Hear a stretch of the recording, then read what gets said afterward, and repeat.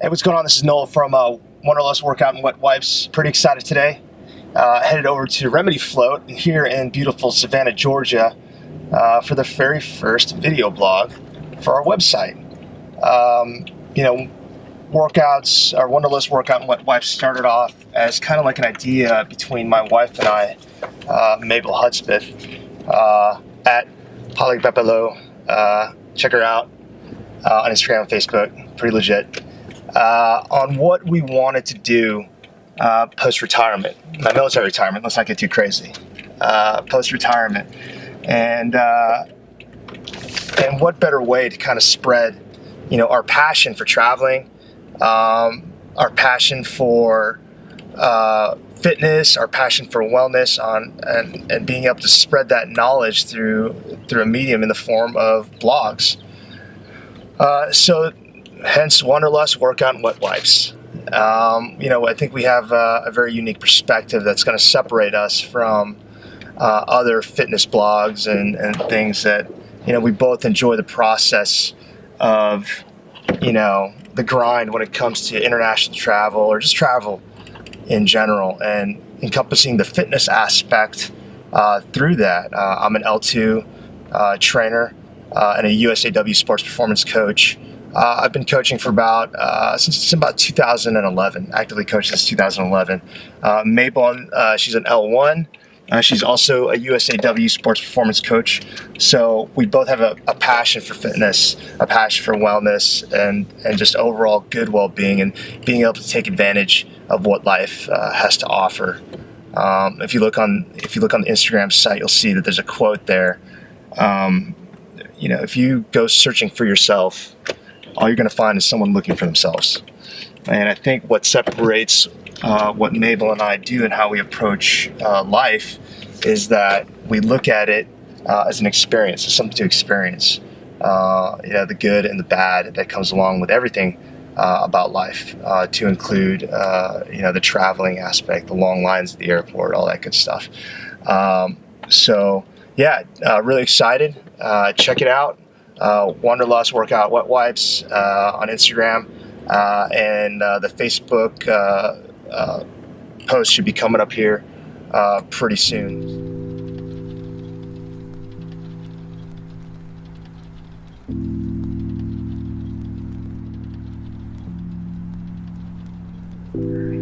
I'm here with Tyler Spofford. He's one of the owners of Remedy Float here in Savannah, Georgia, and I just want to sit down and talk with him about his journey with float therapy, the birth of Remedy Float, and how we could best spread the message on the benefits of float therapy. So I'll talk. Well, thanks, Noel.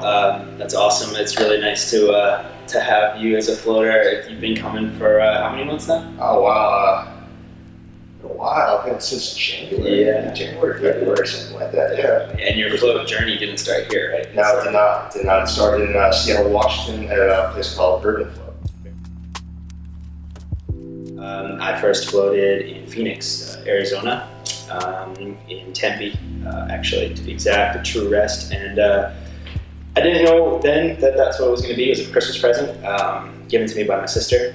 I was into yoga and it's just wellness in general, alternative medicine, and things like acupuncture, acupressure, Reiki, and all sorts of different modalities. And like I said, I was starting a path down yoga at that point. It was 2014, and getting my 200-hour yoga certification, and just really interested in the body and the mind, the integration, the bridges in between the heart and head, and everything in between. So I got this given to me as a present from my sister, floated and thought it was great. Didn't know that's what I was going to eventually pursue doing. Got my 200-hour yoga certification, thought that I would start teaching more, but when I started looking around Savannah and what the market could use, it wasn't another yoga shop. The reason why I started Remedy Float, or wanted to start Remedy Float, was just because I believed in the power of floating after just one experience. I thought that it was a really unique type of environment, and I think it's something that is growing finally. It's been around since the 50s and 60s. we started doing research. It's always been kind of underground. It's gone through spurts of ups and downs. And when I looked around Savannah, as much as I love yoga, I didn't see a need for another yoga studio, and I wanted to diversify a little bit and bring something new to the market, and that ended up being Remedy Flow. So we bought this property in 2015, in December 2015. We started a long process of building out. I went to an apprenticeship out in Portland, Oregon with guys from Float On, who've done an amazing job in the float industry. They even started a float conference every August in Portland, Oregon, which is just really cool. It's all the nation, actually float shops from around the world that come to this place, and they have guest speakers, and they're really starting a movement towards creating a standardized industry of floating, which I think is really important for us and as float shop owners, to have a bar that sets some standards and whatnot. And so after buying this property, after doing our research, after a pretty long and arduous build out, and getting final approval from the health department, we finally opened in October of 2016 with 2 float tanks in the back and a massage space, and we've been jamming ever since. It's awesome. That's awesome. Everyone's experience with float is definitely different. Some go for, and we were talking earlier, some go for the mental reset. Other people go for the therapeutic benefits when it comes to the anti-inflammatory on the physical side. What can somebody expect? I'm a brand new. I've heard about it on maybe like the Joe Rogan podcast or the Albert Marcus podcast. Yeah. The different meetings, and I wanted to give it a shot. And I typed in float therapy, float tank into Google, and Remedy Float comes up. I contact you, I walk in. What's something that I could expect as somebody who's open to the idea and everything that I've heard about float therapy? That's a good question, and that's great to hear you talk about Joe Rogan and Albert Marcus. Both guys have been huge advocates of this industry, and I think Joe Rogan, I know, would say that floating has been one of the most impactful modalities that he's used in his life, and I think you said that you found floating to be like that as well. A lot of people have. That being said, I think when people come off the street after hearing about this new type of thing and they have some questions, they often also have some expectations. They have some grandiose ideas sometimes about what's going to happen when they get in the tank. Oh my God, my mind's going to explode, or I'm going to just lose myself. And some people and have this amazing journey, crazy trip or whatever. Some people not so much. Some people are a little bit more scared or nervous or questionable, questioning the experience and whatnot. Our biggest advice to those people is just to be open, which I think is the best thing anybody can do for any situation, rather than having expectations and thinking, putting a lot of pressure on the outcome of something. Be there to be fully open to the experience, whatever may come, because everybody that gets into the tank is different. But one thing we like, there are multiple things we'd like to talk to people. If they come in with questions and we really harp on, is that floating is a universal thing. It's not just for one type of person. It's not just for one type of condition. There's a lot of different people out there. There's a lot of different reasons why people get in the float tank. If you're tired and just physically exhausted, or your adrenals are burnt out, your neurons are just not firing because you've just been overworked physically, it can be a really great place just to rest. So if you have any type of sleep disorders, if you have any type of just high stress level jobs, and a lot of sensory input, you're using your mind and your body a lot, you're just burning yourself out. If you're jet lagged, something like that, flotation therapy can help you reset and kind of recalibrate your body. Often those people are the ones that are falling asleep in the tank. They just need to catch up, which is great. That's what you need. Some people come in here with chronic pain.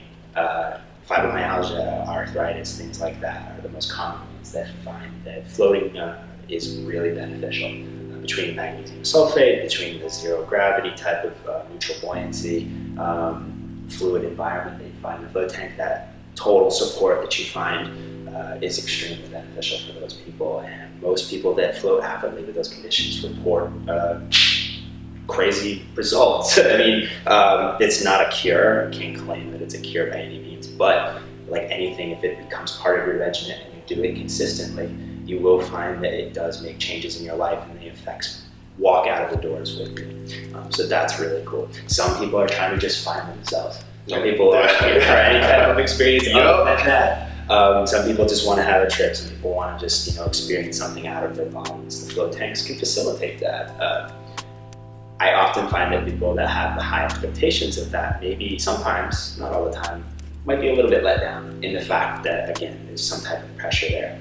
I think those experiences, and maybe you would agree, that those experiences come when you least expect it, and when you're not trying to make them happen, but Alex actually allowing them to happen. Those are the times where you're going to be in an optimal environment. It's light-proof, it's soundproof, it's void of sensory input. Now, if you remove the brain out of the picture and allow yourself just to be present, to just allow, to surrender, to trust the moment, that's when you're really going to, I think, be open and possibly have those experiences where you hear your heart, your soul, your calling, your passion. You might have some big ideas about your patterns, how we live our day-to-day lives, our habits, and those things that tend to rule us and tend to put us on autopilot without us ever even really realizing that we're in it, because we're in it. The tanks can really create a level of perspective, another lens to look through, an opportunity to step out and observe the actions, observe the mind. Yeah, I'm glad you said that. Every time I talk about float therapy with my coworkers and people that go to the gym, I almost call it I call it conscious dreaming. Mm-hmm. Everything that I've seen in the float tank while floating, it was almost I was an observer of the dream that I was having, and to see the familiar archetypes of letting things go, don't let things bother you, always look internally, and there's happiness all around, be grateful, things like this. We hear these, but it's tough to really put them into action and make it applicable in your life until you see yourself in that. You see yourself in third person. You see the dream as it's happening and how you interpret what you see. And then people are like, what? Yeah. So that's usually my intro when it comes to talking about flow therapy and then what it does, and then I go into they ask, well, what is it? What does it exactly do? And I tell them, well, it's pitch black. You're in skin neutral water. You're buoyant. It's got 2,000 pounds of Epsom salt. You're just floating on the surface. It's soundproof. You don't see anything, and you just float and you just let go. So what do you mean you just float and let go? Like, no, you just float. You got to let go and just let that process just sort of happen. The moment that the body is devoid of any type of sensory input, it starts freaking out. At least that's my pro science side of it. The body starts. It needs that sensory input. We've been inundated with these outside stressors, some good, some bad, and our bodies are used to reacting, and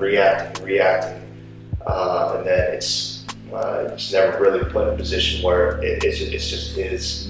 And I found that with float therapy in the tank, and especially coming out of it, is where I find the benefits, where I sit and I interpret everything that I've experienced, and then just taking the feeling of how new everything is. When my first experience, my first float tank experience, I couldn't get over how new everything felt, like as if I was experiencing it for the first time. And I'll tell my coworkers, like I walked out of the tank and I stepped on this cold tile floor and it just felt extra tightly. I wasn't cold, but it felt extra cold. Everything was just extra. The carpet was extra, like shag carpeting, plush, and it was just extra.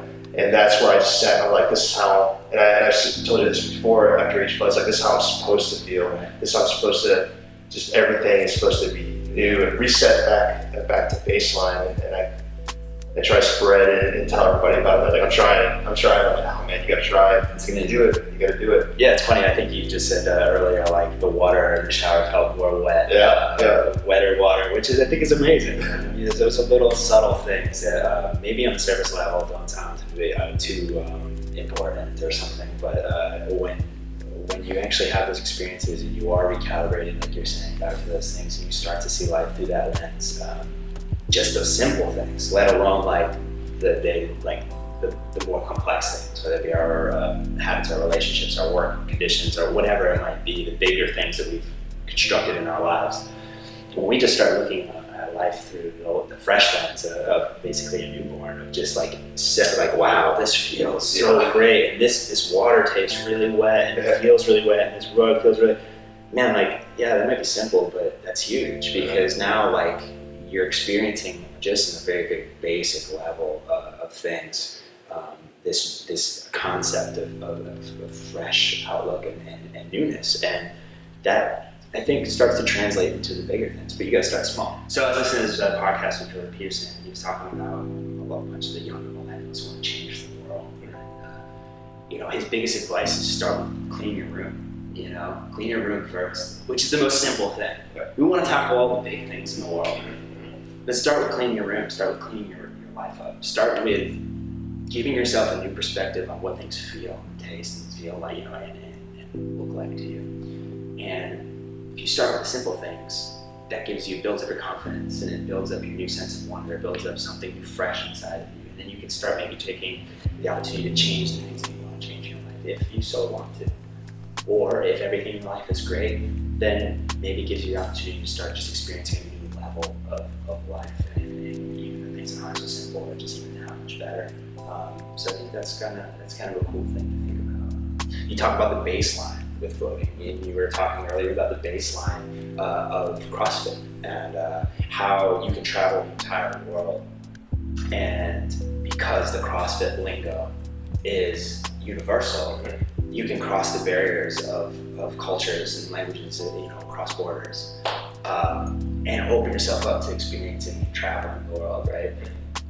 If you want to think about the same concept of just allowing yourself to be in, like we train ourselves to be in a float tank, after repetition of floats, and we just experience that beingness, that observer mindset, that presence, that's the universal baseline. Like you've said before, you walk out and you're this is how I'm supposed to feel. That's what every human in the world, I think, is supposed to feel. Yeah. So if we're all operating there, and we're all hanging out on that baseline, then we can look at other people in the eyes across all cultures, across all borders and belief systems, and recognize that there's like a stillness inside of us, that there's a baseline inside of us, that there's a universal concept in which we can transcend the barriers of the physical world and just be.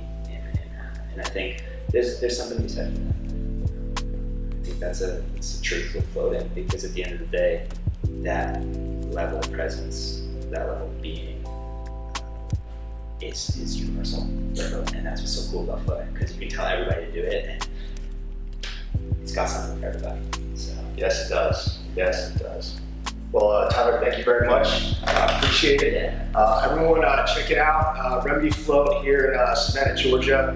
Check out the website, and check out One or Less Workout and Wet Wipes, and then we'll get you going. All right? Thanks.